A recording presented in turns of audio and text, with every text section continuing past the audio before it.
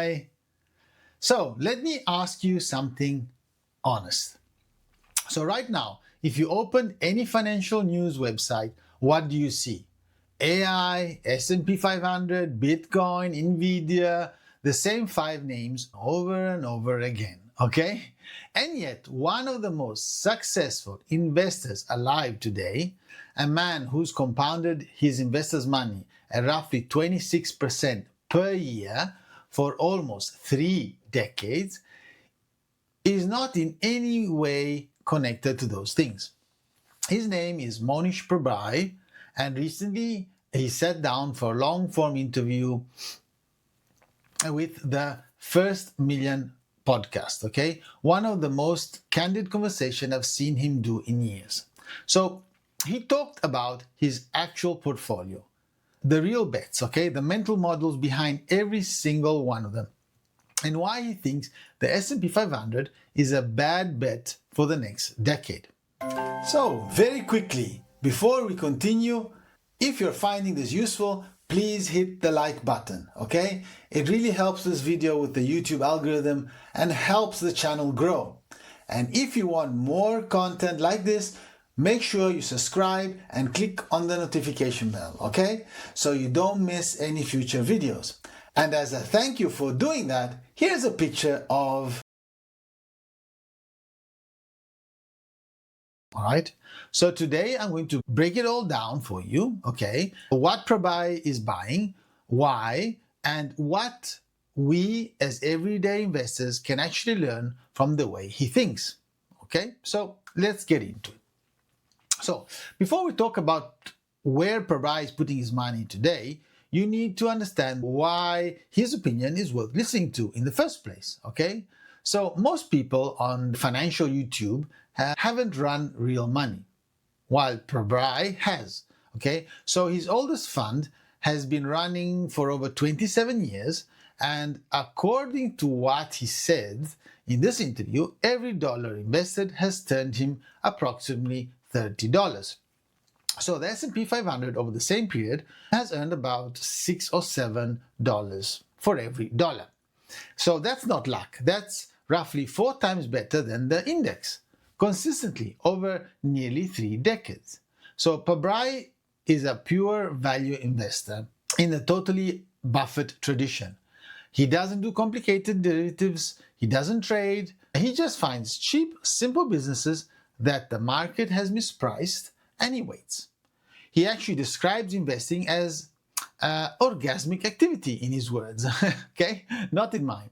Because for someone with the right temperament, sitting on a great investment and doing nothing is genuinely enjoyable. So the key word there is temperament. Not intelligence, not Excel skills, but temperament. So keep that in mind as we go through his current positions.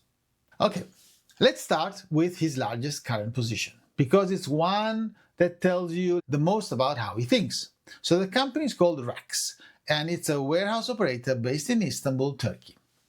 So when Pabrai first started buying it, the market cap was around 156 million Turkish lira. The liquidation value of the company, meaning what you'd get if you just sold all the assets, was about 800 million lira. In other words, the stock was trading at roughly 3% of what the underlying assets were worth. And as he put it in the interview, he was buying a business for 3% of what it would be worth if you just simply sold everything. Now, why was it so cheap? Because Turkey was in chaos, inflation was rampant, the currency was collapsing, most investors, especially foreign ones, wanted nothing to do with Turkey.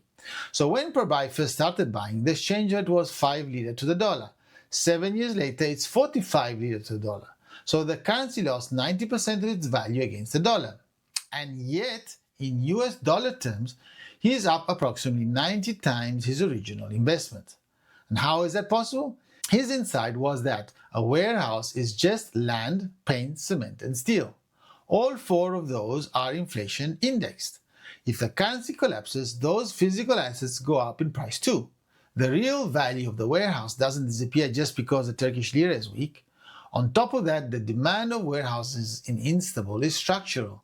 E-commerce is growing, large distribution centers are becoming more valuable, not less. So the mental model here is what Pabrai calls take a simple idea and take it seriously. So he found a business that was obviously absurdly cheap. He ignored the noise around the currency and political instability. And he held. Most investors saw Turkey and ran. Pabrai saw Turkey and loaded up. That's the difference. All right? Now, the second position he discussed is the TAV Airports, one of Turkey's major airport operators. So airport operators are fantastic businesses. They're natural monopolies, okay? So nobody builds a competing airport across the road. And in India, Pabrai notes, a good airport operator might trade at 50, 70 times earnings because the market understands how great the business is. Now, in Turkey, on the other hand, TAV was trading at 3 to 4 times earnings. Same type of business at a fraction of the value. But here's the twist that made this particularly compelling. TAV revenues are dominated in euros because international air travel runs on euros and dollars. Their costs, on the other hand, are in Turkish lira. So when the lira collapses, TAV cost base shrank in real terms while it stayed stable. Their employees were effectively getting paid less in hard currency every year. So the currency crisis that terrified every other investor actually made this business more profitable in euro terms. Pabrai used the same filter as with the warehouse. Find businesses where the currency risk is irrelevant or actually works in favor, and he calls this looking for assets that are naturally immune to the local macro chaos. So two Turkish bets, both built on the same mental model, both using the same framework. The market was panicking about Turkey and he was quietly collecting. Okay? So, like Warren Buffett puts it, be greedy when others are fearful and fearful when others are greedy. Now let's move on and move away from Turkey and talk about his other major positions. So one is Constellation Software. Constellation is run by a man named Mark Leonard, and Pabrai calls him highly unusual. There are almost no photos of him online, he gives almost no interviews, and yet he has built one of the most extraordinary compounding machines in stock market history. Here's how it works. Across the world, there are somewhere between 70,000 and 100,000 small vertical software companies.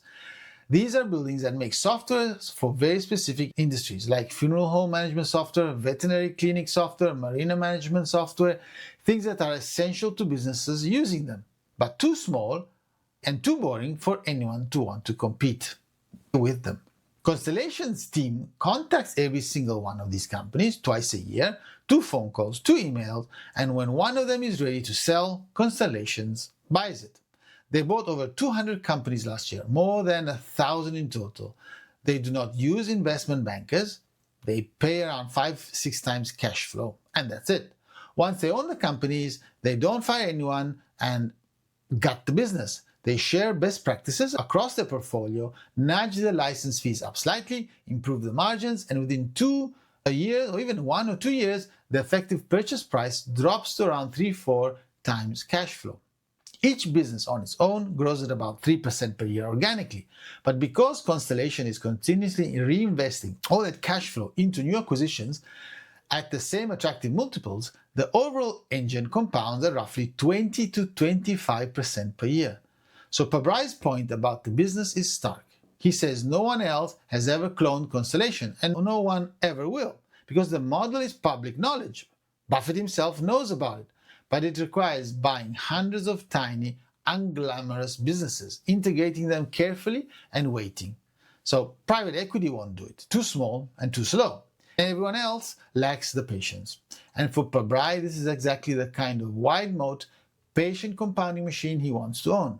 So he says that the only real risk is that after Mark Leonard is gone, the culture might start deteriorating. And that's a known risk. But he's comfortable with it. Another category of bets Pabrai mentioned in his video is coal. Now, I know you're thinking, coal in 2026? Isn't that over? That's exactly what Pabrai is looking for. He said it directly in an interview. He looks for things that are hated and unloved, not because he likes hated things just for the sake of it, but because when something is hated, it gets mispriced. So coal has been abandoned by most institutional investors for ESG reasons. So pension funds won't touch them. Big asset managers have divested, and yet the world, particularly in Asia, still runs substantially on coal. Demand has not collapsed the way narrative suggests. So when the supply shrinks because capital abandons the industry, but demand stays stable, prices stay high. And coal companies that are still producing and generating enormous cash flows are at very low valuations because nobody wants to own them. Pabrai didn't go into the specific names in this interview, but his framework is consistent and loved, cheap valuations and strong cash flows. Now, what is he not buying though? Okay, so now let's talk about what Pabrai is not doing, because in some ways this is just as instructive and important. So on AI, his answer is simple: invest in the pickaxe makers, not in the miners. He mentioned TSMC and ASML as the toll bridges that everyone building AI has to pass through. But even those he's not actively buying right now, either because they're too expensive or outside of his circle of competence. But on the broader AI trade, the Metas, the Alphas, the hyperscalers pouring hundreds of billions into infrastructure, he's cautious. He says these companies are playing a game they haven't played before. So with enormous capital requirements and uncertain returns, that goes into the too hard pile. On Bitcoin, he was actually rather direct. He prefers gold. He sees Bitcoin as outside his circle of competence and associated with too much speculation and misuse. So that also goes into the too hard pile. The too hard pile comes from Warren Buffett. Basically, Warren Buffett has a pile of things which are too hard for him, which he just puts them there and forgets about them. Then, on the GLP-1 drugs, Ozempic and other weight loss revolution, he acknowledges it's enormous. He noted that GLP-1 revenues are currently double total AI company revenues. But again, indices with rapid change are the enemy of the investors. And as Buffett has said, too hard to know who the winner will be in 5 years. So he passes it and puts it into the hard pile. And on the S&P 500 itself, he said only one word: he's bearish. So the current valuations have pulled forward a decade of returns. So he doesn't expect the index to perform well over the next 10 years. So notice the pattern. Pabrai isn't avoiding these things because he's contrarian for the sake of it. No, he's avoiding them because they don't meet his filters. So either they're too hard or they're too expensive or outside of his circle of competence. So he can wait, while most investors don't or can't. Now, what can we learn? And let's see the 3 principles behind every bet he's done. So what should you actually take from all of this? Let me give you 3 clean principles that run through every single one of Pabrai's moves. Principle 1 is go where nobody else is looking. Turkey was not a popular destination for a global investor in 2018. Coal is politically toxic. Constellation Software is almost unknown outside a small circle of dedicated value investors. And in every case, Pabrai found opportunity precisely because the crowd was elsewhere.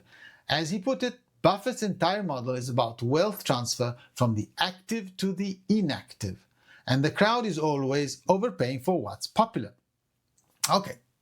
Principle 2. Keep the thesis simple enough to explain it to a 10-year-old. This is one of Pabrai's actual commandments. He calls it, "Thou shalt not use Excel." If you can't describe your investment thesis in 4 sentences that a 10-year-old can understand, it's a pass. So the warehouse is land, paint, cement, and steel in a growing city. The airport earns euros and pays wages in a collapsing currency. The software business buys boring companies cheaply and holds them forever. Simple, clear, compelling. Principle 3 is the bar for action must be very high. Pabrai describes this through a metaphor he calls the wife versus the mistress. Right? That sounds funny, hey? So, what you already own, you know extremely well. The thing you don't own always looks better than it is because you haven't seen its flaws yet. So the lesson is, don't swap your current investments for something shinier unless you are absolutely unequivocally convinced that the new thing is better. Most of the time, you're not convinced enough. So you do nothing. And doing nothing in investing is often the highest value move. Now, here's what I want you to walk away with today. Mohnish Pabrai is not doing anything exotic. He's not running some complex algorithm. He's not working 80 hours a week. He just reads a lot, he thinks carefully, and he acts very rarely. His current portfolio is built around just a handful of ideas, undervalued warehouses, airports in Turkey, a quiet Canadian software compounder, and unloved coal companies. That's it, 4 buckets, each one chosen because it was cheap, simple, and misunderstood. Meanwhile, the rest of the world is chasing AI, Bitcoin, S&P 500 that he believes is expensive. So you don't need to agree with every single one of his positions. You probably shouldn't just copy them because we don't know at what price he bought them. So I'm not saying go and buy these stocks now and be careful, no? I'm just trying to show his idea and the way he thinks, okay? So copy his framework, okay? Go where the crowd isn't. Keep your thesis simple. Set a high bar for action and have the patience to wait. That's it. That's the game. And it's a game that over time is extremely forgiving to those who play it well. So anyway, if you found this useful, just please hit the like, subscribe, and I'll see you in the next one. Bye, my friend.